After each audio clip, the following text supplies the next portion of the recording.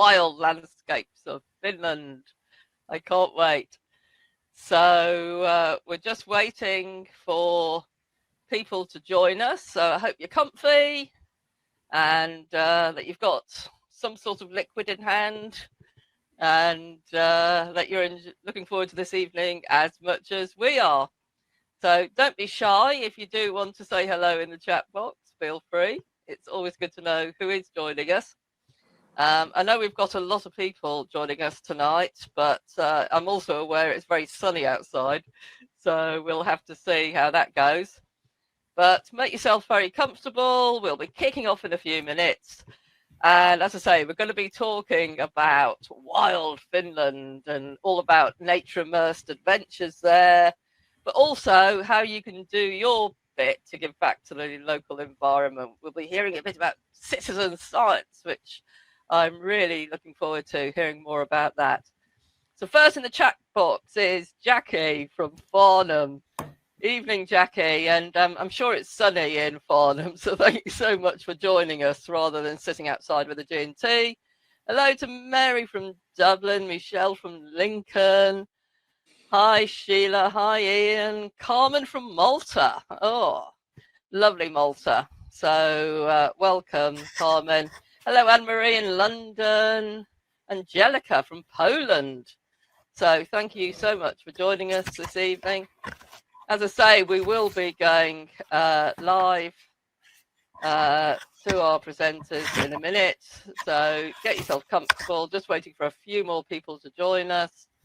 Hello to Natalie from Dubai. We've got a real international crowd in tonight, which is also part of the joy. Judith is also in Farnham.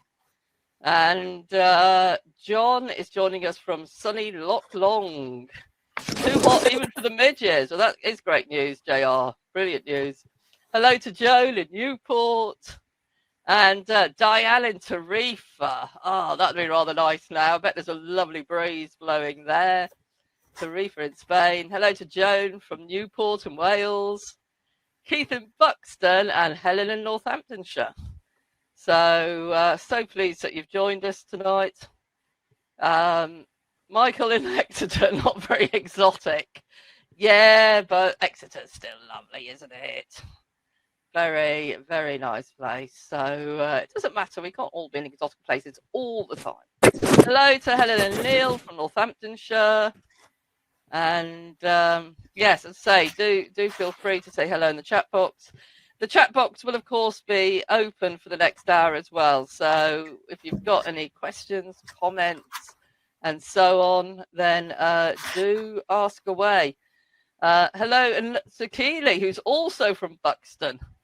Buxton's a great part of the world, isn't it? Doorstep of the Peak District, and you've got that wonderful crescent. Such a great town. Hello to Sue from London. Hello, Ronnie. So we'll just give it a few more minutes before I introduce the speakers. And as I say, we will be on for about the next hour. We will be recording the event. So if for any reason you do have to leave before the end, you've got something in the oven, don't worry, because we will be sending out the recording, but we hope you'll stay to the end and for the Q&A, which is always so interesting. Hello to Ronnie from Bristol, and Barbara's in Portugal. How wonderful. Helen from, I never to say Oundle. And Helen has said that she's been to the camp that we're talking about this evening and had a wonderful time. So that'd be great, Helen, if you might be able to share an insight or two as well. And yeah, because as I say, we're going to be talking about Finland, about the wild landscapes of there, about a remote lodge, Ulanka Base Camp, Ulanka National Park. So really looking forward to hearing about it. We'll also be hearing about the fact that it was what's called a citizen science trip. I don't know about you guys, but I find the whole concept of citizen science really intriguing. I can't wait to do a citizen science trip myself and find out a bit more about it. Right, so I think what we'll do is I'll introduce our great speakers tonight, and then what we will then do is obviously we will be hearing from both of them. They've both got great presentations, and then there will be a Q&A at the end, but feel free to ask throughout. So we're going to be hearing from Martin Symington. I'm sure as Wanderlust readers, most of you will have seen Martin's name in the magazine and on the website. Martin's a freelance travel writer. He's a regular Wanderlust contributor, and his work has taken him all around the world. He's won numerous awards, including the British Guild of Travel Writers Travel Writer of the Year.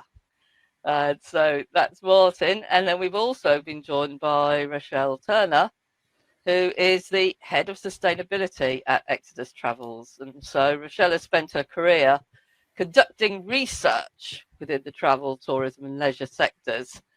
And Rochelle says she's a keen sustainability advocate and has completed the Climate Reality Leadership Core training to help others in understanding the need for climate solutions. So fantastic expertise here this evening. But I'm quite intrigued because Rochelle says she's also a trained beekeeper, which, yeah, I don't think we'll get on to talking about bees tonight, but really good to know that. And such vital critters. Right. Oh, and now, by the way, if you don't know me, I'm Lynn Hughes. I'm the founding editor of Wanderlust. Completely rubbish on this tonight because I have been to Finland, but not to the wilderness. Haven't been to the places mentioned. Haven't been on the citizen science trip tonight. So I am really, really looking forward to learning much more. Okay, so that's what's going to be happening. Do ask questions throughout. And we will also have Sarah from Exodus Travels will be in the chat box as well if you've got any questions while the speakers are on. And also Rodri from Wanderlust might pop up. So do feel free to ask away or comment away. That's always really useful. So first of all, to get us in the mood, we are going to have a video. So let's take that away.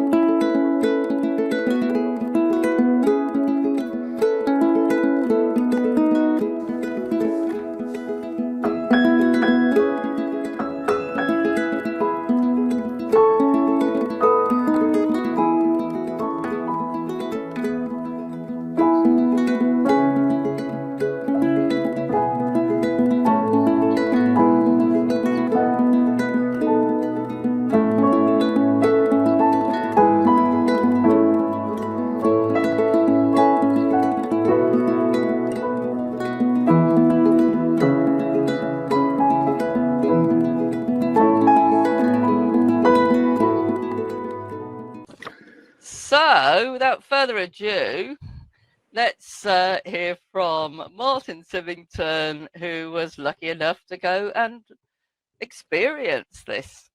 Over to you, Martin. I certainly was very lucky indeed to be there. So, the Finnish Wilderness Week with Exodus Travel is based here at the Oulanka Base Camp Lodge, overlooking Lake Juma in Oulanka National Park. It's just a mite south of the Arctic Circle, only a degree or so, and it's right over on the east side of Finland, a mere 16 kilometers from the Russian border. And you get there via flight to a place called Kuusamo, which has got a sort of toy-sized airport, which is 40 minutes by road from the camp here, which you can see is amongst the trees. amongst the forest, but the bit that you see at the bottom of the image here, that is actually the frozen lake. Their camp is a warm and cozy lodge made of log cabins with roaring fires and steaming hot suppers. And it's, as you see, fabulously set. I felt immeasurably far flung when I got there. And it's silent by day and pitch black at night with virtually no light pollution at all. If you're there in December or January, obviously, being so far north, the days are going to be very short. I was there over the March equinox, when there are about 12 hours of day and night everywhere on the globe. But boy, did it feel like deep winter still in northern Finland. So for the week's snowy activities, there are two different ways that we had to learn to get about. If you've never tried it before, the first skill you need to learn is traditional Nordic skiing, otherwise known as cross-country skiing. You do it in a sort of flowing rhythm. It's quite energetic, but perfect for whooshing across the frozen lake. Here's a drone shot of us out on the lake in the group we joined for the Finnish Wilderness weekend. Anybody who's done downhill skiing, it's absolutely nothing like downhill skiing at all. We had a wonderful guide for the whole week, Martti Lavka-Kurika, who instructed us in the basics of cross-country skiing and a whole lot of other things over the week, as we'll be seeing in a moment. The other way of getting around is snowshoeing. These snowshoes are racket-like things which you strap on to your walking boots. And these are much, much better for winding through the forest and up and down the hills and along the banks. It's more like a way of hiking through deep snow. So over the week, there are all kinds of Arctic adventures out here in the Finnish wilderness, and we'll get on to some of these in a moment. But first, though, the citizen science aspects of the trip. Now, as Lynn said before, in a while, Rochelle Turner, who's the head of sustainability at Exodus, is going to tell you more about these trips and how they operate in lots of countries around the world. But in essence, these trips are part of Exodus's goal to become what they call nature net positive. And by participating, their clients can feel that they're giving something back environmentally. The only difference between a normal, if you like, Exodus trip and one of their citizen science departures is that you spend a while, about half a day, collecting the freshwater samples to discover what secrets their environmental DNA holds about the region's biodiversity. Rochelle will be explaining about Exodus's partnership with the International Union for Nature Conservation, the IUCN, and also the Nature Metrics Company, and the goal that they share of building what they call an e-bio atlas of the world. So,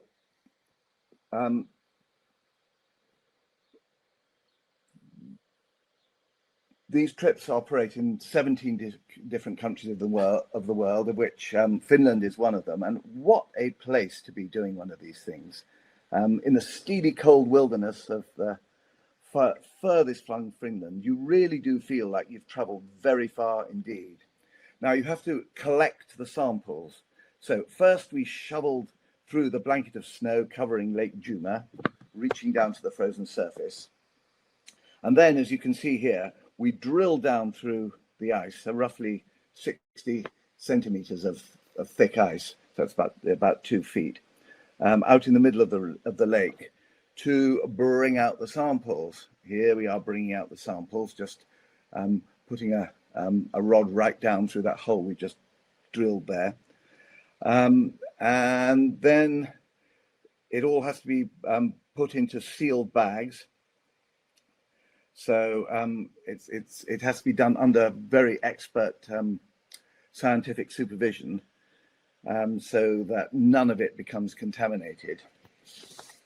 And then after collecting the lake sample, then we're off to get another sample. So it's the snowshoes back on and a hike through the forest and along the banks of the nearby river Sitka, which, as you can see here, it's a sort of thundering, black-looking river, which keeps flowing when all around is frozen.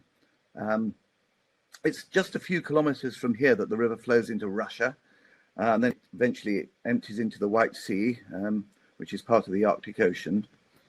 So that was where we took the second sample.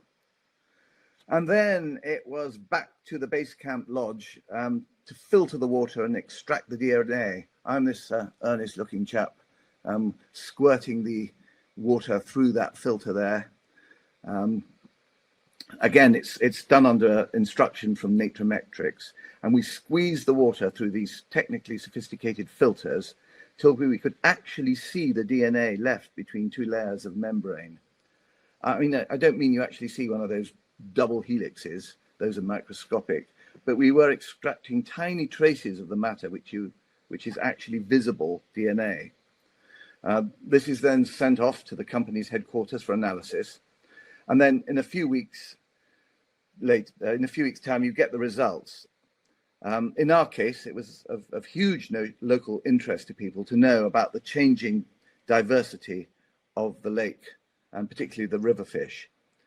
Among the wildlife we spotted ourselves in the area, we saw several large grey squirrels and Siberian jays plentifully. Theoretically, there are also brown bears in the region, but don't expect to spot one or even to be spotted for one, because obviously in winter they're hibernating. But the surprise when we later saw the results a few weeks later was the presence of muskrat DNA. Now, muskrats are an introduced North American rodent. So that was a bit of a mystery, but Rochelle will throw some light on how this came about later. So that was the citizen science element. So now it's back to our snowy adventures. Now, husky mushing. It's always a favorite amongst everybody, and what's not to love?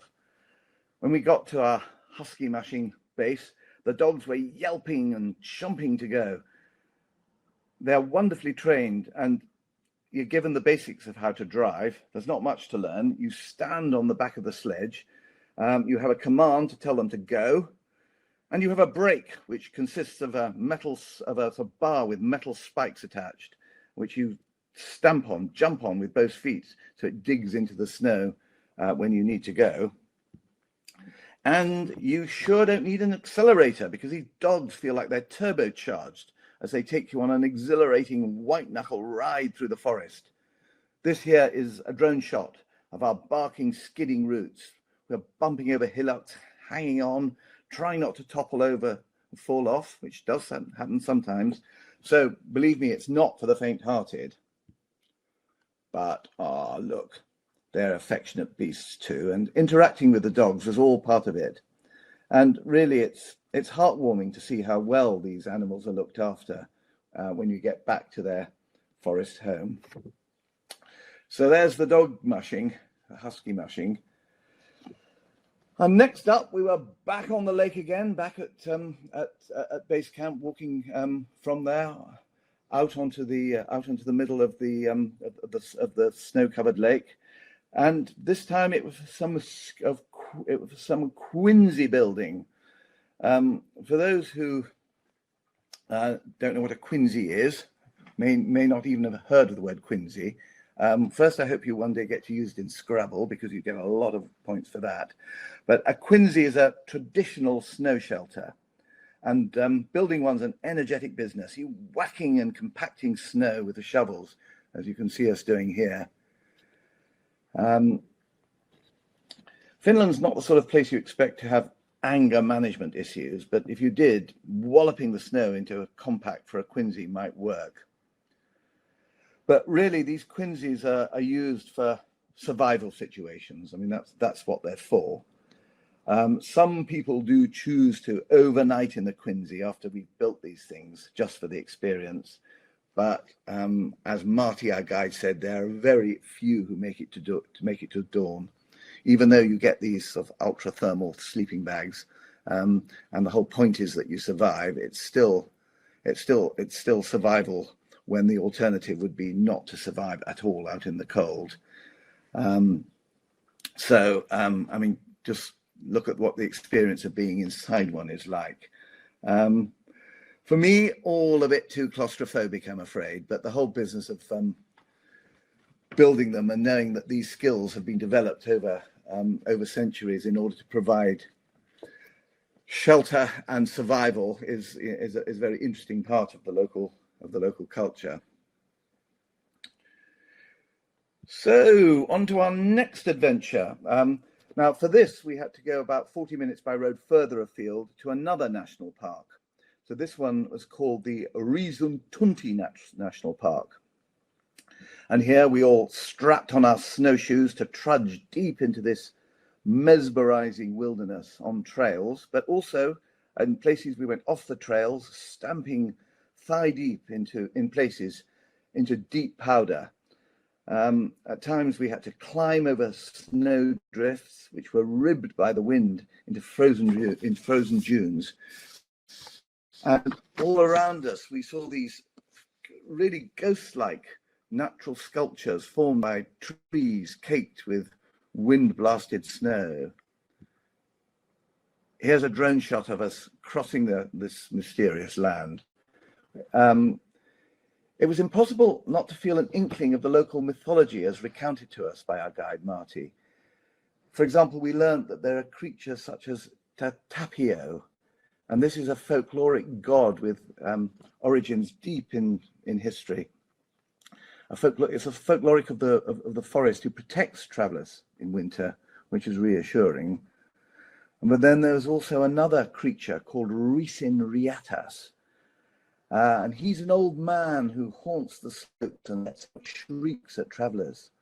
And before you ask, yes, of course, we all heard his anguished cries crying over these ghostly treetops.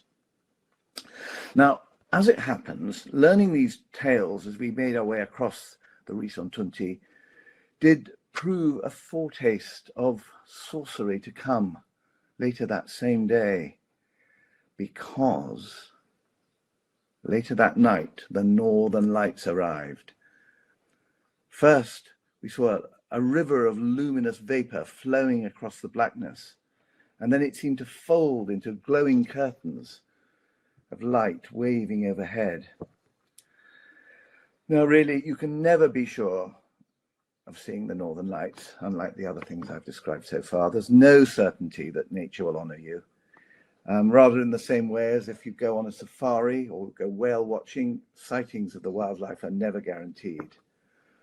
But really, really believe the hype, because a majestic display of the aurora is so unutterably bewitching that I felt it creates a sensation that you really have entered a different dimension. So let me urge you, if you ever have a chance of witnessing the Northern Lights, just take it. They're not even like what I'm showing you here on this picture, because the effects you see in all photos, including these, is created by photographing them with a long shutter speed. Look, here's another one taken the same evening. And the prevailing shade of the aurora, unlike what you actually see in a photo here, it's a sort of ghostly greenish yellow, tinged with red or violet, rather in the same way that you see rainbows in a pool of oil.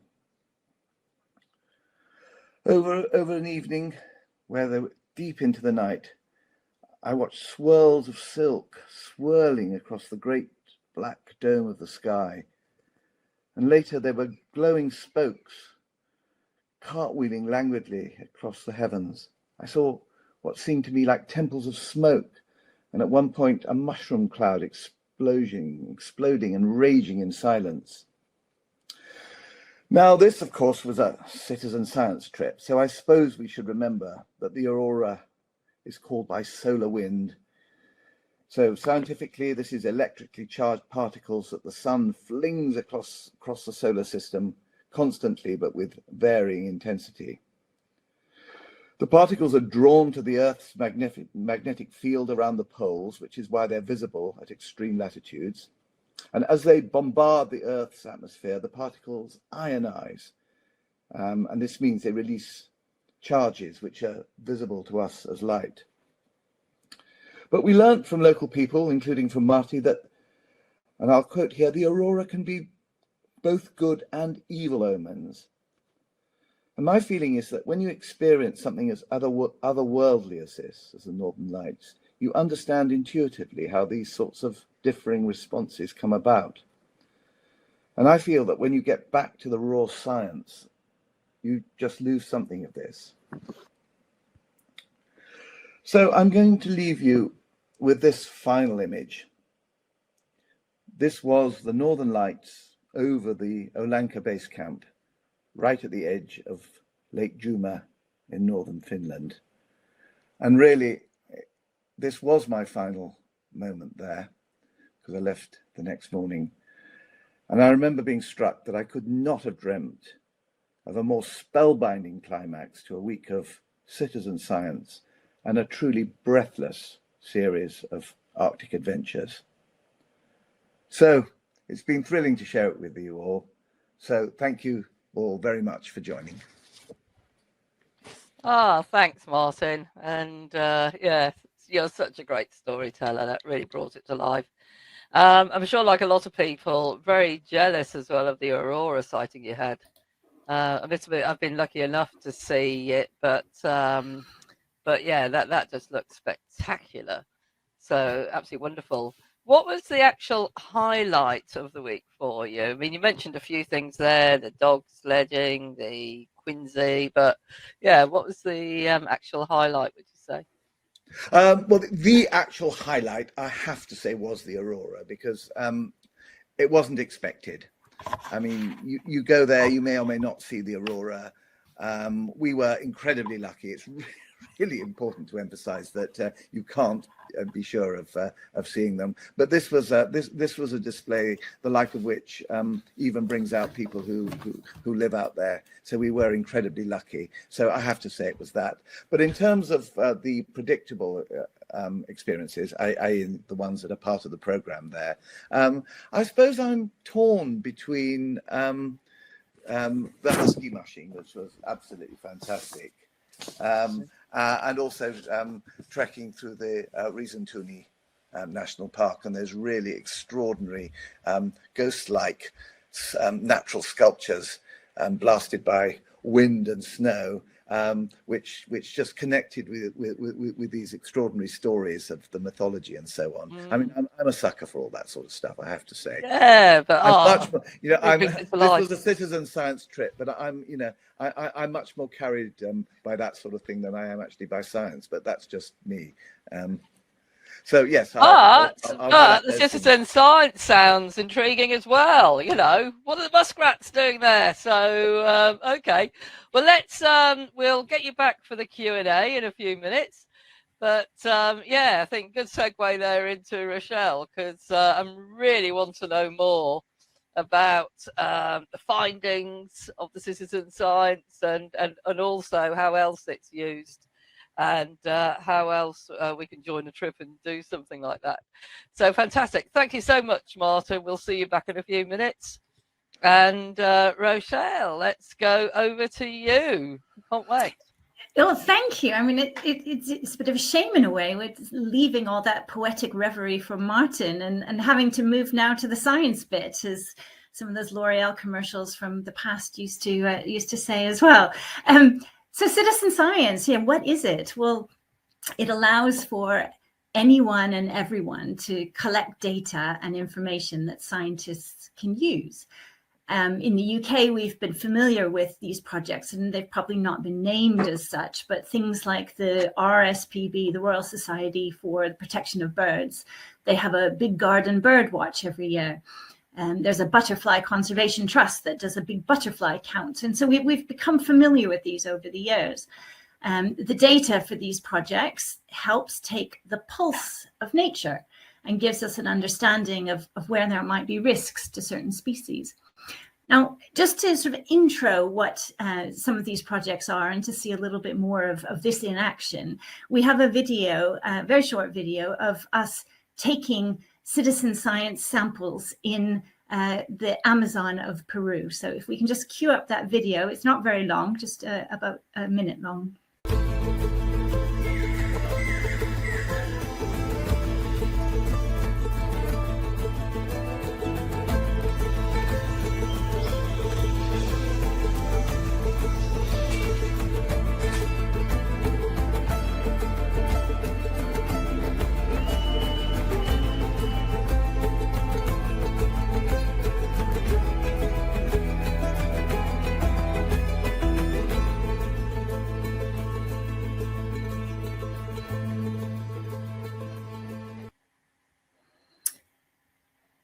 Yeah, so that's one of the videos from our in-house videographer, Ollie Pemberton, who's got a much longer video. And I think my colleague Sarah will probably put that in the chat. It's a full 20 minutes near about, showing exactly what we did on the trip, and an amazing experience, and such a beautiful film of the eBioAtlas in action in the Amazon in Peru. So why are we doing this? Well, as I'm sure everyone on this call knows, our planet faces these real unprecedented challenges with climate crisis and biodiversity collapse. At Exodus Travels, we run small group adventure holidays, and 94% of them visit at least one protected area in the world. And as a travel company, we know that, yes, we create negative impacts, and also know that we have a big responsibility to make sure that we do all we can to minimize those impacts, and also create as many possible positive impacts where we can. So in line with that, we've made a commitment to nature and believe very firmly that travel can and should be a force for good. So we have a plan that involves reducing our carbon emissions, reducing human-wildlife conflict, reducing food waste. We have a plan to removing things like single-use plastics and damaging wildlife interactions, and being honest and saying these are the things that challenge us as a travel company. We also have a plan for restoring and investing in the regeneration and conservation of the natural world, and working with organizations and wild areas to promote biodiversity. And citizen science forms part of that. So what is it? As Martin mentioned, there's a body that is part of the United Nations, the IUCN, the International Union of Conservation of Nature. They have this pioneering initiative to map the species globally to support conservation and regeneration. And they're trying to build an atlas or a database of all the species in the world that live in or around fresh water. And they call this the eBioAtlas. And the reason for this is to know what to protect, we first need to understand what is there. So how it works is all living things leave DNA. And in their environments. And so fish, because they live and swim around in the water, will leave their DNA in the waterways and the wetlands. And then mammals who come to drink in those water sources, or they might eat the fish that live in those rivers, or they might defecate in those rivers, they also leave their DNA there as well.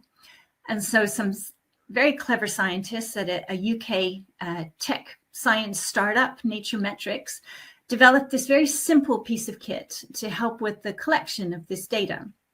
And we entered a partnership with nature-metrics because we thought our clients would be really interested in collecting samples and helping to build this eBioAtlas.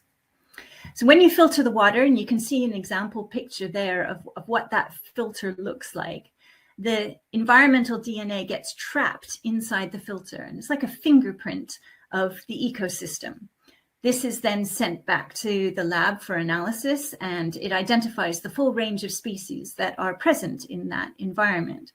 Now, Martin, when he spoke, he mentioned that there was a scientist and there was someone from nature-metrics on the trip that he was on, but that isn't the case for all of our trips. We've trained our guides to be able to run the science element of this ourselves, and that's sort of what is really important about this being something that everyone can do. The citizen of this is definitely simple and easy for everyone to use. So it's fantastically easy and can be put in the hands of absolutely anyone who is prepared to wear gloves and follow a scientific process, but not necessarily be scientists themselves. What's really interesting about the DNA is it collects data from species up to a mile around. And the DNA can live in that water system for about 3 to 5 days. So you can capture animals that come to and leave certain water systems. And that's one of the reasons that we're taking samples at different times of the year as well, because we know that there are migratory patterns with different seasons. As Martin mentioned, all our customers who go on one of these trips will receive a report. So the data from those little discs, the filters get sent back to the lab in the UK. It all gets analyzed, and the report will be produced at the end of that after about 8 to 10 weeks. And the sample that we collected on this particular trip in Finland, the Finnish Wilderness week, collected about 8 different kinds of animals, and they're mostly fish. So burbot, northern pike, there were some Atlantic salmon, some brown trout, but it also mentioned the muskrat. And I think Martin is really fascinated by these muskrat, and it's quite interesting because they were introduced, they're not native to Europe, but they were introduced into Europe. And they have an important effect on the ecology of wetlands. They share their habitats with many other wetland species, including fish and other wild fowl. And they're a bellwether of drying wetlands. And so by understanding the sample of what muskrat DNA you're able to find, you're also able to understand the health of these wetland systems, because the muskrat numbers will rise and fall with the changes in the floodplain. So it's a really important way of understanding the health and ecology of ecosystems just by collecting data such as this. We mentioned that we've got 17 different destinations all over the world. And we're working to ensure that as many people as we possibly can take these samples and gather the fresh water on these trips. Most trips, you can see, have a number of different departures, and these will be at different times of the year so that we can find different animals at different times according to their migratory patterns. So our clients, as Martin says, you have this incredible experience. You might be Quincy building, you might be walking, you might be cycling, just as you would on any Exodus adventure. And then the citizen science element is a very small proportion of the overall trip. No extra costs involved. We believe that this small act is a way that we as travelers and we as Exodus can give back to nature and to remind us that there is a connection with nature and with what we do. And in order to understand, protect, and make sure that we do have places that are protected for future generations, we have to know more about providing this information through to scientists for the future. So I want to stop there. Really happy to answer any questions, and really thank you for your time and helping us to understand more about the natural world. Thank you, Rochelle. Oh, that was absolutely fascinating. And yeah, so just so interesting. It's really made me want to do something citizen science. And I've got to say as well, because I've travelled with Exodus myself a couple of times in the past, and great company. I should have said that right up the front. Really, really good company and great sustainability cred. So fantastic. Now, people watching, if you have got any questions, please do ask in the chat or Q&A box. That would be brilliant. And also, I see that a few people did have connection issues. Don't know what that was about. It's all been working fine here. But don't forget, if you have had connection issues, and also if there was a problem seeing that video, the first video, which we had an unexplained issue with it, but did play it again. But if anything like that, we will be sending out the recording. And also, we will have links to anything that we feel relevant in there as well. So we'll have a link, for instance, to the longer version of the Amazon rainforest video, which looked absolutely brilliant. And also, obviously, to the relevant trips, etc., etc. Some very intriguing trips, I thought, in that list. The Prosecco Hills and walking in wine in Portugal. So, yeah, it's not all about being in the jungle or husky bushing, but fantastic. So, Rochelle, the one question I've got for you is, obviously, it was a bit of a surprise, perhaps, about the muskrats, but what about the other results to date? Have there been, for you, any surprises? Oh, your mic's off. Sorry, yeah. Sorry, gosh, I should have known this by now. One of the questions in the chat is about, do we get to find out about the results? And absolutely, yes. As I mentioned, that everyone that takes part in the trip gets a report of what the findings are and all the samples and of the species that were found. Unfortunately, it takes about 8 to 10 weeks for the samples to be processed. So they get sent back to the lab, and that might take a few days. The lab then processes them and checks all of the DNA, sequences the DNA. It's quite an elaborate process, actually, that it goes through to get it from where it is on the disk to actually through to a report. So most of our trips actually only started happening in April. So it's only this week, well, we would say apart from the Finnish trip, it's only this week, and we're expecting a few reports out at the end of this week and the beginning of next. So I'm going to have to wait and tell you about what we found and what we were surprised by at a later date, I'm afraid, Lynn. Oh, I'm really intrigued. Well, you'll have to let us know maybe in a few months, and I'm sure we can produce a little bit of content or something on that, because it'd be really interesting to know. And I know in Martin's talk, he did touch on the fact about the interest from the locals. Martin, you referred to that, didn't you? So, Rochelle, is that something, again, that you're finding, that the locals are intrigued? They are. I say most of, well, actually all of the people that are helping are our guides, and most of our guides are local guides who live and work in the local area.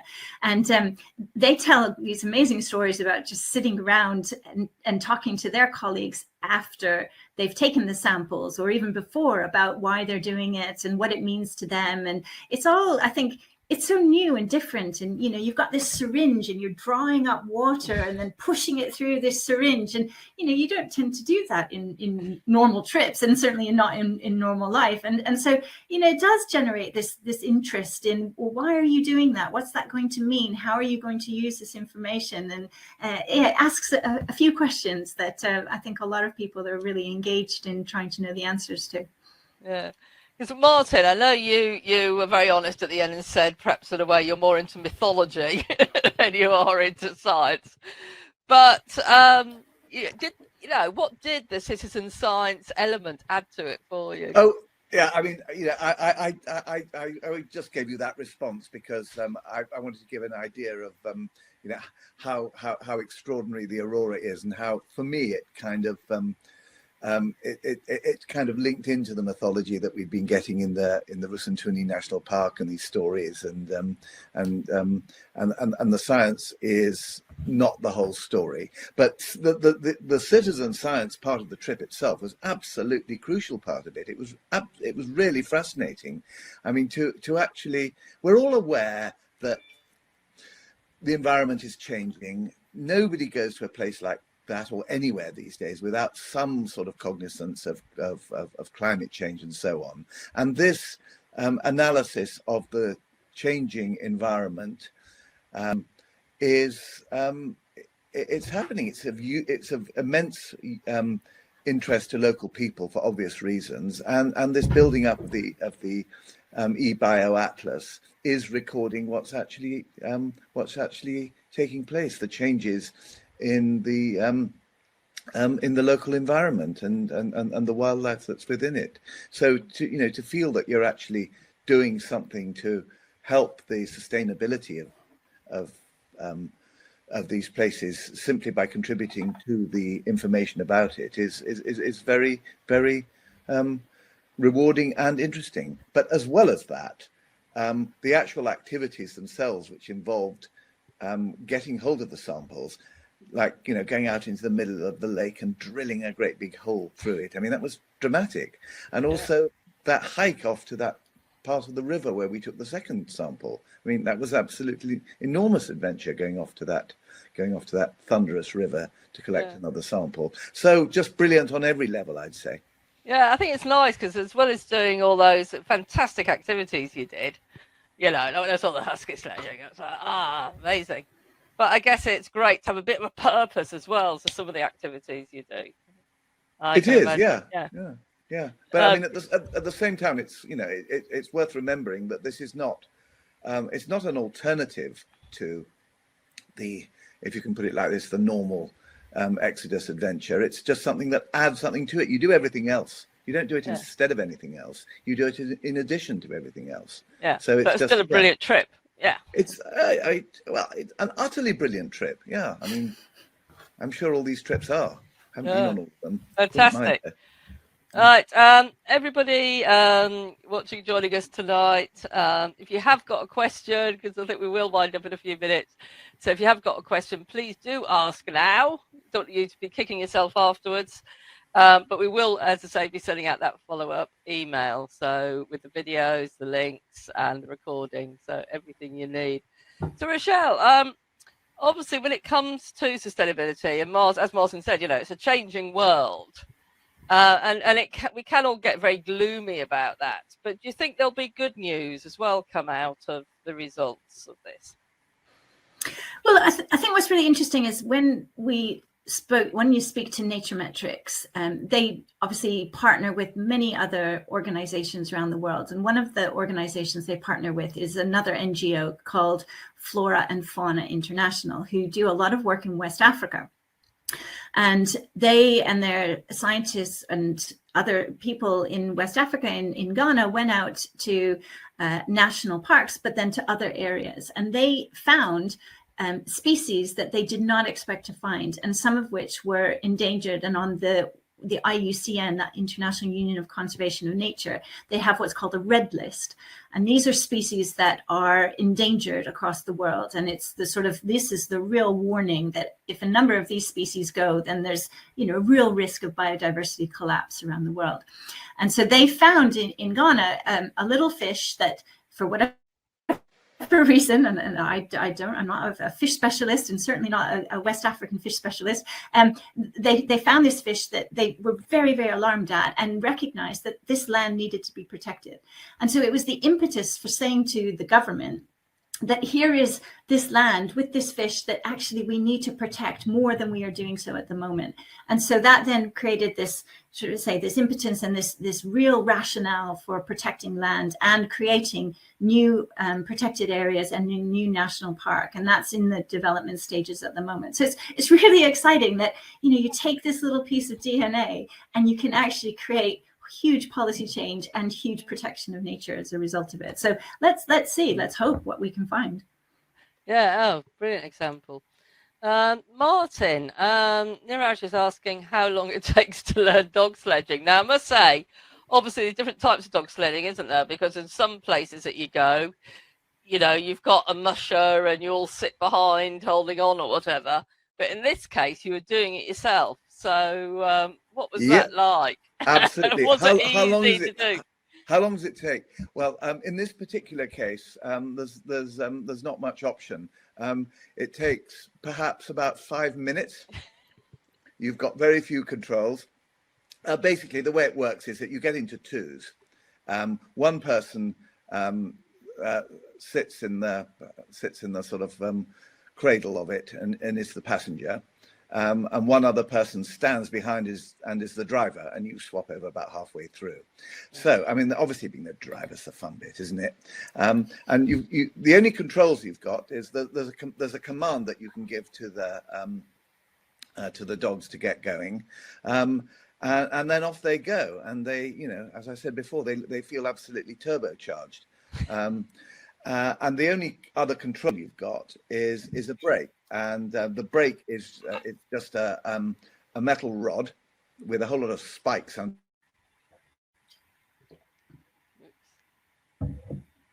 Martin's frozen on me. Oh, yeah. Oh dear. Oh, dear. Well, they really got some tech issues today. Martin. Oh, he's back. Gosh, all sorts of weird things happening in Wiltshire. Martin, you're back. Yeah, you're I'm back again. Right? Yeah, sorry, I just disconnected. Don't know how much of you heard, but I was answering the question about learning the mushing. Did you hear about the metal spikes you jump on? Yeah, the metal spikes you were just starting to say about. Yeah, you jump onto the metal spikes, and that will actually stop it. So you can use it. You can use it as a signal to the dogs to slow down a bit, or if you're reckless like me, you just let them go, and you know there's a possibility you might turn it over. Oh God! Come on, it's not. This is not an end of the world situation. This is, this easy for you to say. No, I can imagine I'd be trying to go along all tentative. What was the command for getting them going? Remember? It's a command that you use just by it's an oral one. It's sort of it was a whoa or go or something like that. And off they go. But yeah, the brake is and the brake is a mechanical one. And they will stop. But they're just hungry and raring to go. I mean, if the thing turns over, it's not a terrible situation. It's just I'm sure it doesn't go over for everybody, Martin. Not everybody's like you. Oh God! But no, have they got names? Have they got names? Yes, they've all got names. And I was saying, they feel turbocharged, but actually, I got the idea from that because one of them was actually called Turbo. Oh. Yeah. So I think Turbo was my favorite. Yeah. Yeah. But there wasn't one called Devil as well, was there? There probably was Lynn. Yeah. Yeah. Should have named one Lynn as well. Actually. Oh, cheeky. But as I saw at the end, they're really cuddly creatures as well. Did you saw one of our number sort of have them slobbering all over him, and they exactly. I want to do that bit. Yeah. But no, brilliant. Yeah. Okay. But no, it wasn't. I felt rather pleased. It wasn't too health and safety-ish. It's just let's go and have fun. Yeah. Okay. Maybe fun, exactly. Fun and science. Brilliant. It was a blast, and it brings out the kid in people. I can tell you. Yeah. Okay. Right, Rochelle. Deborah has pointed out there were in the bit about sustainability and Exodus and the importance of that and all those initiatives that you're doing. She said there were no definitive examples. So, for example, what specific work are you doing to combat the spread of single-use plastics? Do you want to quickly just give us an example? Sure. So we have almost been able to get rid of all the plastics that we are directly responsible for. So on our trips, we will have, for example, big containers of water on our trips so that the guides can refill water bottles. We're not giving away single-use plastic bottles. We don't give away any plastic bags. We have some cloth tote bags if people need one to give away. And so we're really quite careful. We're also having a lot of conversations with all of the hotels that we work with to make sure that they, as we possibly can, tell them that we're not interested in the small miniature shampoo bottles. We would really prefer them to think about how they can reduce their own plastics. And we have these regular conversations. It is very difficult. We don't own our hotels, but we're working with them and sending people there and having these regular conversations. We're not perfect, absolutely not.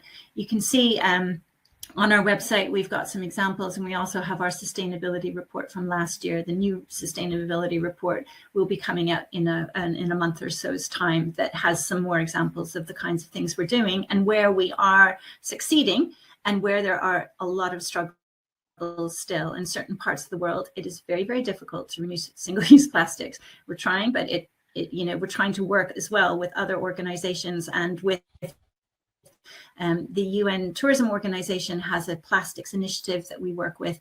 And again, trying to get these good examples and ideas from around the world so that whoever has them, whatever travel company, we can try and implement them if they work for us. Where these are bigger issues that go beyond just one company sometimes being able to solve them.